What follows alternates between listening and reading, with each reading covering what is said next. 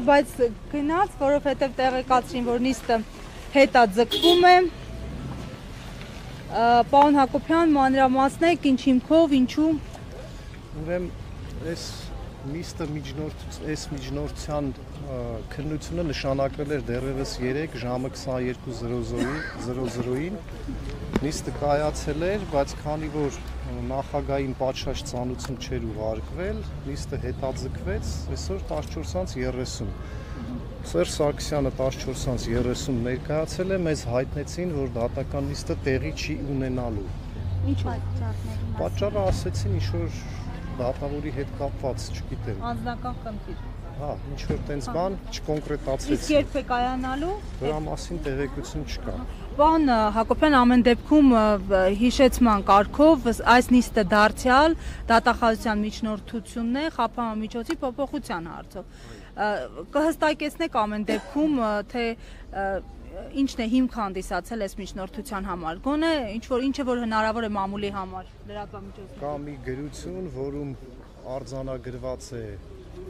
նախադասություն, որ առկա են օպերատիվ տվյալներ, որ նախագահան ինչ-որ մտադրված է ոչ իրավաչափ վարքագիծ դրսևորել, դրա համար մեղադրանքի կողմը միջնորդել էր արտահերթ նիստ նշանակել, որպեսզի խափանման միջոցներից բացակայելու արգել խափանման միջոցը կրկին կիրառվի։ Երեք նիստը տեղի ունեցել, 2 մեղադրողներն էլ ներկայացրել էին, ես իմ հակափաստարկները ներկայացրեցի, այսօր դատավորը հետաձգել էր, որպեսզի լսեր նախագահի դիրքորոշումը։ Պարոն Հակոբյան, այդ օպերատիվ տվյալները դատախազության ինչ ճանապարհով էին ստացվել, ինչպես էին ստացվել։ Մեզ անհայտ է դա ինչ ճանապարհով է, ինձ թվում է իրանց էլ է դա անհայտ ինչ տվյալ է եւ ոնց են ստացել եւ ստացել են թե ոչ։ Ամեն դեպքում ձեզ ասեմ, որ օպերատիվ տվյալների հիման վրա նույնիսկ դատական երաշխիքների փուլում նման միջնորդությունները չեն բավարարվում, նույնիսկ խուզարկությունների վերաբերյալ միջնորդություններն են մերժում ու մնաց գործվստահության քննելու ընթացքում ինչ որ օպերատիվ տվյալի հիման վրա խափանման միջոց կիրառելու հարց կա։ Ենթադրվում է, որքանով ես եմ տեղյակ, դատավորը գուցե մի քանի օր աշխատանքի չայցելի, այս ընթացքում փաստացի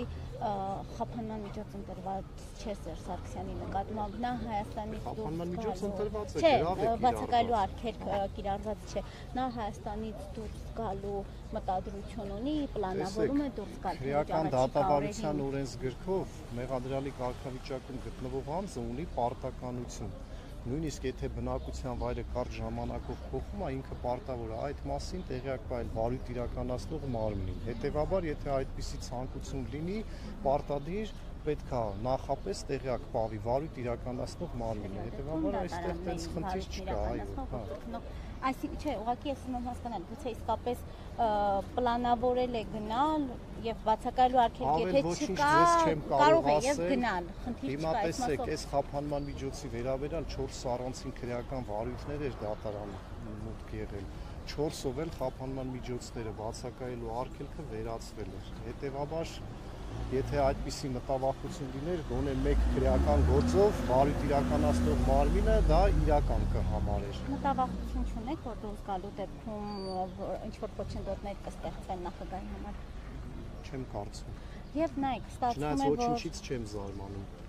Ստացվում է, որ մի եւ նույն փաստական հանգամանքներով միջնորդությունները ներկայացվել ու ներկայացնի շնորհակալություն։ Շայթ նրանց միևնույն Ատյանի դատարանի դատավորներ են եւ կաշկանդված չեն մեկը մյուսի։ Հա, դե բայց ծառակշիռ փաստարկներ պետք է լինի, ինչու այսպես ոչ թե այնպես։ Շնորհակալություն։ Հարգելի հետևողներ, այսքանով ամփոփում ենք մեր ուղիղ հեռարձակումը։ Վերջում